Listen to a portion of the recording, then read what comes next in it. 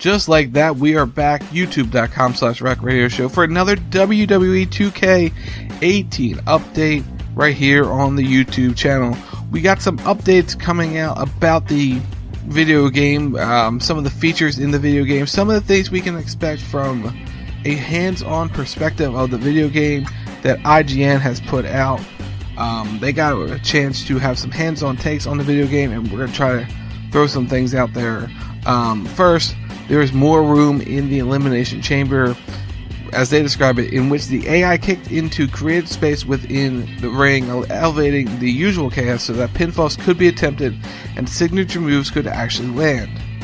As we battle for dominance using the likes of Seth Rollins, AJ Styles, Samoa Joe, John Cena, Baron Corbin, and Randy Orton. Battles raged both inside and outside the ring, giving us some much needed elbow room so that we weren't stepping all over one another, which, when you think of a WWE Elimination Chamber in the video game, there is not always a lot of room to play with, so this is a cool feature.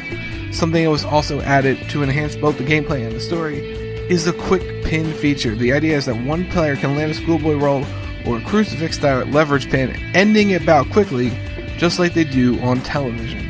To aid this, there are now 12 different new match interference scenarios, from run-ins to walk-ins to the always amazing entrance music interference, which will create a targeted distraction and open up a quick pin window. After the bell, the loser, who will still have full energy, will then have the option of beating down whoever it was that just scored the fluke win. I must say, that is cool. That could be different. It could get annoying when you're playing people online, but as a whole, it sounds pretty cool. So now, something that was added to the video game are 80 new animations called New Cells to really bring out the specific personalities and movements of the superstars. Couple this with a new match directive that dictates, based on time and various energy levels, the intensity of the cell. As the bout goes on and fatigue sets in, the cell becomes shorter and less intense. Think of how superstars sell and a hip toss in the first few minutes of a match compared to how it might in 20 minutes in. The smaller, shorter cells also allow for moves to be nailed more easily in a faster succession, which probably means the tired you get, the more fatigue it happens, the bigger the move. It sounds like we're going to get some more stamina adjustments and stuff like that, which adds to the more realistic element of a video game. It's not just we're playing an arcade style game, we're playing more of a simulation, which is what this game needs to turn out to be, more real wrestling. Now, something that is also being changed in the video game is players will also find out kicking out has gotten a little trickier. One thing that the franchise notes, the fans have noted, coming out of WWE 2K17 was easy to predict when you should hit the button to prevent a pinfall. Now the kick-out window placement is not only harder to predict, but the speed of rotation quickens depending on the strength of the execute move. So if you hit a harder move, like a finisher, it's probably harder to kick out, say, of a hip toss or a body slam. It's these kind of little changes and updates, whether done at the behest of the casual fans or the hardcore ones, that all work together to create a more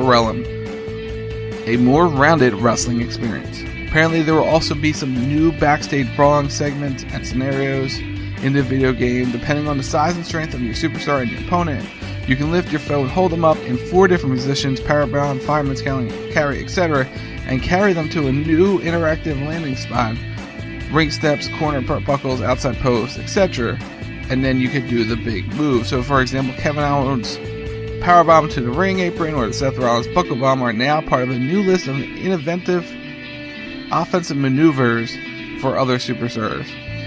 This new grapple carry system also lends more realism to the big man, little man matches, which I always find cool. Like when you do Shawn Michaels versus Kevin Nash, it takes a while to get the big man down, which should add to a lot of fun in this. So those are some of the updates. The lighting is so much better, the characters are so much more detailed. It should be fun to see how this goes into the full creation of the video game, but right now, as everything comes out, it is super exciting to see where the franchise of this video game is going. Stay up to date, subscribe, tell us what you think, let us know, comment below what you think of what's going on with WWE 2K18 and the progress it is making. From this perspective, it sounds like it's going to be really, really cool. Until next time, like, subscribe, and we'll be back with more WWE 2K18 coverage right here at youtube.com/rackradioshow.